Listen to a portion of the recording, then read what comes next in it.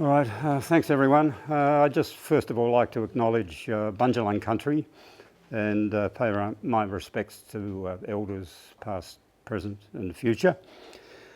As Todd mentioned, this barking owl work really started in about 2000 when Todd and I and colleagues were talking about the status and the conservation status in particular of the large forest owls in New South Wales.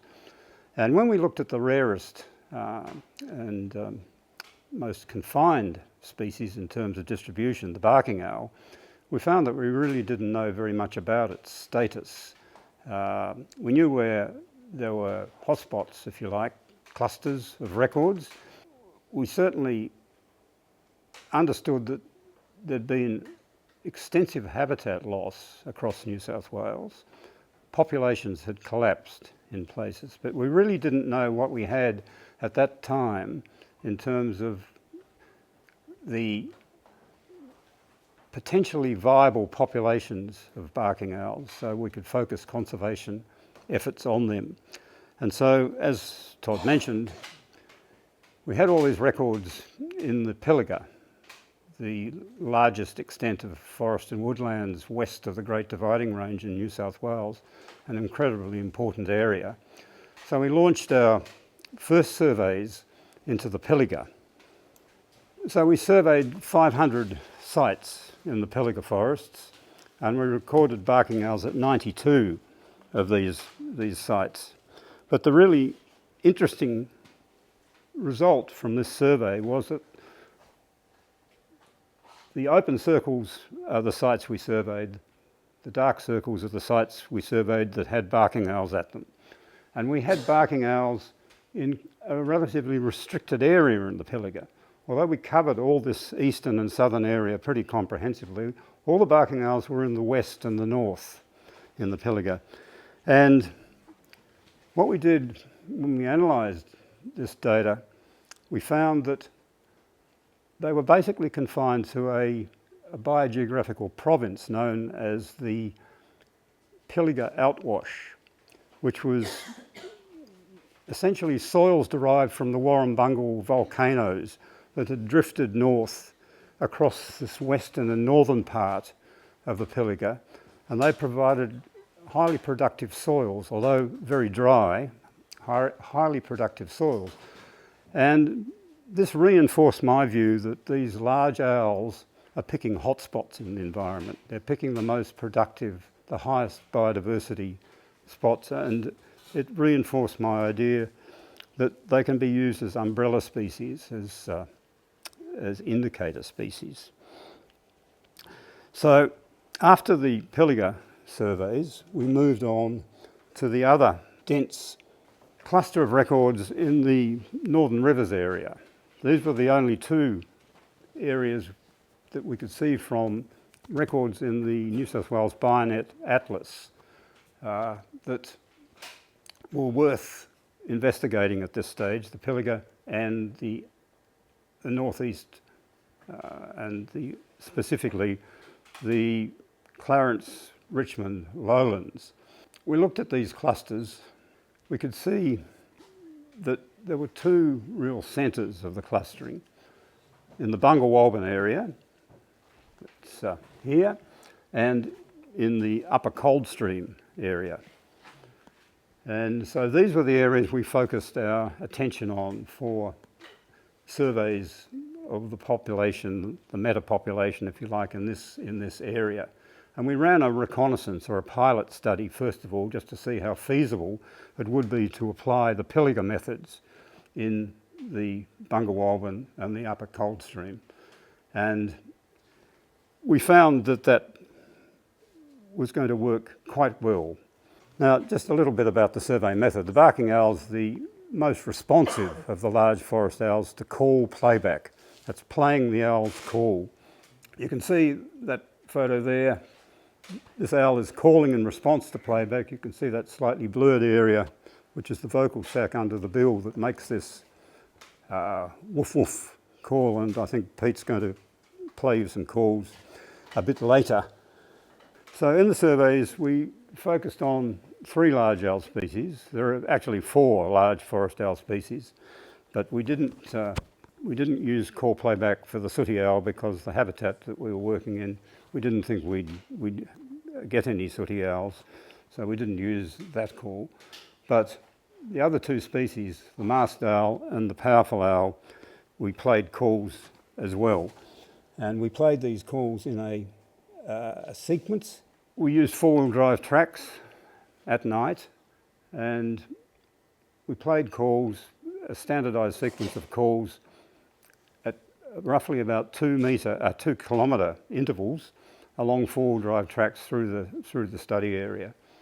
And we needed that sort of spacing, that distance, because we knew that we were going to pull barking owls along these tracks with us if we weren't careful. We were trying to get some idea, some measure of population density with these surveys. So we had a 2 kilometre separation between playback sites. And some of the work that Todd was associated with, I think out in the western forests, it had been demonstrated from radio tracking that barking owls can respond from up to 5 or 6 kilometres away. They've got such good hearing. So 2 kilometre spacing was just a little bit of insurance in terms of trying to estimate whether we were getting the same birds at consecutive sites along the road. And we used an MP3 player with a transistorised horn speaker to throw the call. We knew that we could hear it about 1.5 kilometres away, so we were sure the owls were going to be hearing it. So we were pulling owls into those points, getting some sort of an idea of population density. And that's just quickly the Bundjalung and the upper Coldstream catchment areas. Just ignore the colouring of the triangles for the moment. The red triangles are points where survey sites where we got owls, and the green where we didn't get owls. So we surveyed 89 sites in total across the Coldstream, upper Coldstream and the Bundjalung cluster areas, with more in the Bundjalung because of access and actual area, 56, and 33 sites in the upper Coldstream. And these are the results. We got barking owls at 34 of those 89 sites, probably about 50 birds. We actually recorded 59 individuals. We had 2 pairs at 22 sites, and 34 sites with barking owls, 6 with masked owls, 8 with powerful owls. And we actually got 1 sooty owl which responded to a masked owl call. So we were mistaken in terms of not expecting any sooty owls, which is often the case when you're doing surveys of this nature. So when we looked at the records of barking owls from our study areas, from the Bundjalung and the upper Coldstream, we found that the broad attributes that characterised barking owl habitat were dry open forest on productive soils, fairly high nutrient soils, at low elevation from about 10 to 100 metres. And we found that the canopy of these forests and woodlands were very diverse, often about 8, 9, 10 eucalypt and other tree species. But there was a strong association with red gums, particularly forest red gum, but also Bancroft's red gum, as shown in the picture here. And there was a strong association with riparian habitat. So they were the broad habitat attributes that came out of the survey results. And in the Bundjalung cluster area, we estimated that there were 16 barking owl territories, and this was in 2018, of course, before the major fires swept this area. And the interesting, or perhaps I should say a little bit about the actual territory size. Todd's very wary about my hypothetical 750 hectares. We've got no data on the actual home range on the territory size of barking owls on the north coast. But because the forests are much more productive than the Pilliga, and there has been work done in the Pilliga with radio tracking, and the average home range there was about 2,000 hectares, I brought it down to about 750 hectares, just as a hypothetical size to try and get some sort of an idea of the number of pairs in our study area. And it was informed to a certain extent by encountering territory boundaries during the surveys where there were two pairs coming up, so you had an idea there was a pair on the one side and a pair on the other side. Absence records, the behaviour of birds, when you were close to territory centres, they always behaved much more aggressively, vigorously than when you were on the periphery, because sometimes you were calling a bird in from 4 or 5 kilometres away. So I used that to a certain extent to get these hypothetical territory sizes. So those were the 16 territories that I estimated in the Bundjalung area. But one of the really interesting things was that from the historical records, the Bionet Atlas records, it looked like these territories had been occupied for a very long time. There was a long occupation period. So the birds obviously had picked their hotspots, the spots that they were able to best raise their young, find sufficient food throughout the seasons and the years, and they stayed there. 10 of those territories had occupation ages, 20 to 28 years, which was really very interesting, and of course has all sorts of conservation implications.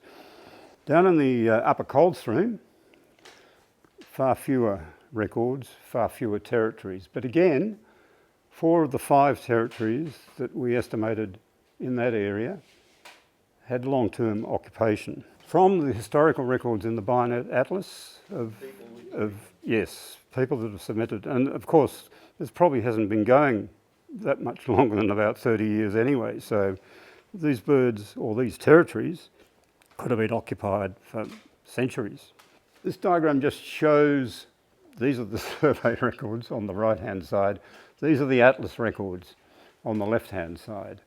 The results indicated a fairly stable population in the Bundjalung area, but a fairly marked decline in the upper cold stream. And when we started to look around this upper cold stream area, we could see that there were land use patterns occurring there that were probably responsible for this decline in the barking owl population. And this is only over a period of a couple of decades too, because some of the Atlas records were only about 10, 15 years old, where we no longer got them in 2018. There's an overall, which probably most of you are aware of, degradation of the habitat quality in public managed forests throughout this area. And Pine Brush State Forest was a particularly good example of this. The logging had changed from selective logging to a mosaic of clear fells. The forest was being converted basically to a young, even-aged plantation-like structure. There were post-harvest burnings every time the logging was carried out, which degraded the habitat quality.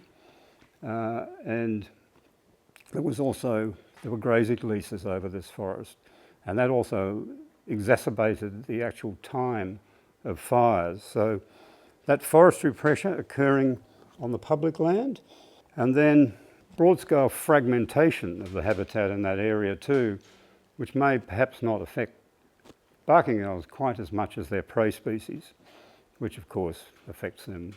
Widespread clearing for infrastructure projects. The M1 cleared a great swathe through the area near Pine Brush. A lot of intensive agriculture, tea tree farms, that sort of thing going on there. So an overall pattern of diminished landscape quality. So as Todd mentioned, after the surveys in 2018, we then started to focus on 3 pairs of barking owls which we knew quite a bit of detail about their territories. They were actively breeding during the surveys, and so we thought we'd focus on these 3 pairs, which we knew quite well, to try and determine just how they were using their habitat and what the conservation implications might be perhaps from that. So we focused on 3 areas, 3 properties, private land in the whole, at Kawulpa here on the Bundjalung Creek, Yellow Crossing also on Bundjalung Creek, and the Bundjalung Minyamai territory, which is right on the boundary between the Minyamai Indigenous Protected Area and Bundjalung National Park. Those are the 3 areas that we focused on. In 2019, the Kawulpa barking owl pair were nesting in a forest red gum, a very large tree, 152 centimetres DBH, and about 20 metres up in a hollow. Is the female looking out of that hollow where the arrow was pointed? And that was a hollow in a fairly short spout in the main trunk. And this is the Bundjalung Minyamai nest site in a small fruited grey gum, 22 metres up, that one. I think I said 22 for the last one, it was 18 metres. So they're nesting high, quite high, particularly compared with the Peliga. And that tree was 142 centimetres diameter at girth. The results from that, and also possibly from the Yellow Crossing territory, which we didn't actually find the nest site, but there were very large trees where we thought the birds were nesting there, that these birds require very large, or selecting very large trees for nesting, well over 1 metre in diameter, and that means that those trees are going to be 200, 300, 400 years old. That's just a close-up of a male from the Bundjalung Minyamai territory, being attacked there by a leaden flycatcher, which is quite common. When they're nesting, when the young have just hatched, or when the female's on eggs, the male bird sits quite close to the nest tree.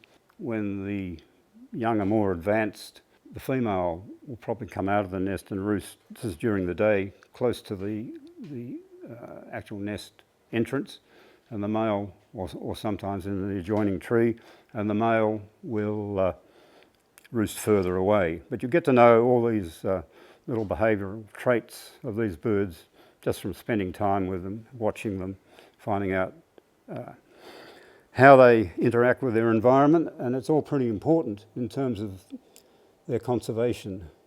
In 2018, while we were looking at these breeding pairs, we're also taking measurements of the habitat. At the territory centres, and for the 2 territories where we had breeding birds, we focused around the nest trees, of course, and the Yellow Crossing territory, we centred our assessments of habitat where we thought the birds were nesting, and we had a pretty good idea of that. We started measuring all the big trees in the environment. We tagged each tree, we GPS'd it, we took the DBH, species, any observed hollows. We also looked at the condition of the tree, and particularly at any basal fire scars. But we also started to look at the diet of these breeding birds, because when we knew where they were roosting, we were able to pick up regurgitated food pellets, and we could have the food pellets analysed. Both the Bundjalung and Kawulpa barking owls are feeding on a range of mammals and birds, and also insects, interestingly. And that's just an example of some of the species that were commonly found in their regurgitated pellets: squirrel gliders, brush-tailed phascogales, microbats. We weren't actually able to get species identifications for the microbats, but that's one of the more common microbats in the area, and we're pretty sure it was taking those. And also jewel beetles. And I'd seen barking owls diving into the foliage at night and snatching stuff out, and I couldn't quite figure out what they were doing, but obviously they were picking up some invertebrates in that way. So quite a range of food species. In November and December of 2019, the big fires hit. They destroyed essentially all the 3 territories we were looking at. On the Kawulpa property, the tree was incinerated. So that's August, that's November. Same with Bundjalung minimi, August and November or December. The other one is December too, I think, actually. Yeah, the nests were lost. Although the Bundjalung minimi tree wasn't lost, the birds abandoned. And we don't know the fate of they had nestlings at that stage. We don't know the fate of the nestlings. And we suspect that the nest tree at Yellow Crossing was also lost. So it completely disrupted the nesting season, those 2019 fires, and we lost the young, and the barking owls from Kuwulpa were displaced. The birds at Bundjalung minimi hung around, but they didn't nest the next year, although they picked up in subsequent years. That just shows you the fire mapping for the 3 territories. Post-fire, we established 1 hectare plots to actually measure the impact of the habitat destruction. And as you can see, the fires burnt in a mosaic pattern. The colouring is more intense from dark to light. Bundjalung minimi only fairly lightly burnt, although the tree was heavily scorched. Kuwulpa, of course, we lost the tree and it was much more intense there. And Yellow Crossing was very intense in patches. All 3 areas were patchily burnt, which is an important issue in terms of assessing fire damage and understanding how it works and planning. So within these, we had 2 1-hectare plots at the centres of the territories. Where there were 2 active nests, we centred one of the plots about the nest tree, and the other one was fairly close. And that just shows you the sort of information that we collected on all trees greater than 60 centimetres DBH within those plots. That little schematic map there just shows you the trees that were severely damaged or lost in one of the Bundjalung minimi 1-hectare plots.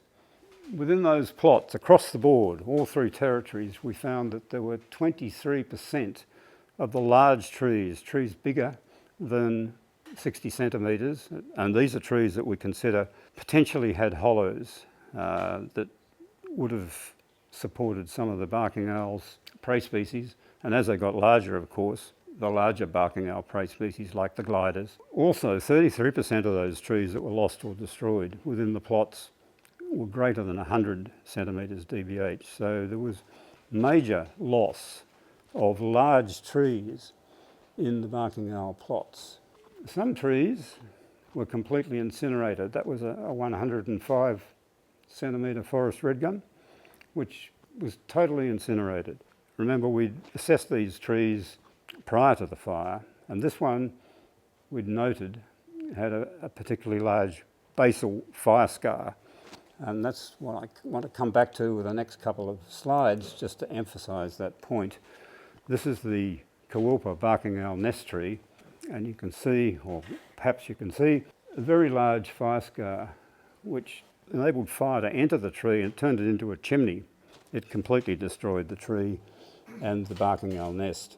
There was from our measurements within the 1-hectare plot, we found there was a high level of loss of large trees with large fire scars. So 73% of the trees with large fire scars in the plots were lost or severely damaged, whereas 13% of trees with very small fire scars, small basal fire scars, were lost. So the majority of them survived. Just to emphasise this issue of the loss of large trees with these catastrophic fires that we're starting to have. Trees succumbed well after the fire, and they're still succumbing. So we're still losing these big trees. That tree, forest red gum in Kuwulpa, as you can see, partly alive in 2020, but now dead. And this is another very large forest red gum at Kuwulpa that survived the fire. Didn't have much of a basal fire scar, so you can see the dates there. 2 years after the fire, it collapsed.